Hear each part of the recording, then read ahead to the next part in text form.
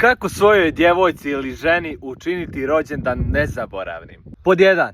Morate pronaći ekstra fotogenično, instagramično mjesto, a uslov broja 1 jeste da budete sami. Zašto trebate biti sami? Zato što vaša djevojka ili žena ima svu moguću slobodu na ovom svijetu da pravi milion selfija, ali da ima i profesionalnog fotografa uz sebe. I moj današnji posao, kako da ja njoj učinim rođendan nezaboravnim, jeste tako što ću je slikati.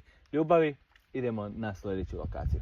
Hoćeš li ovdje u ovom uglu ili u ovom? Hoćeš li bazen ili džakuz? Hoćeš li malo na ležaljkice? Hoćeš li malo u prirodicu? Ali isto još jedna važna stavka kod tog, morate pratiti sve detalje. Recimo, ako dlaka jedna padne preko lica, to mora da primijetite.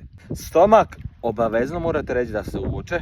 Ne pitajte da li želiš, ljubavi, novo piće da ti donesem, nego da li želiš sliku sa žutim ili crvenim pićem. Sve moguće detalje morate ispratiti, ali ne, vjerujte mi, ako to učinite, učinit ćete joj rođendan nezaboravnim i bit će vam zahvalna do kraja života.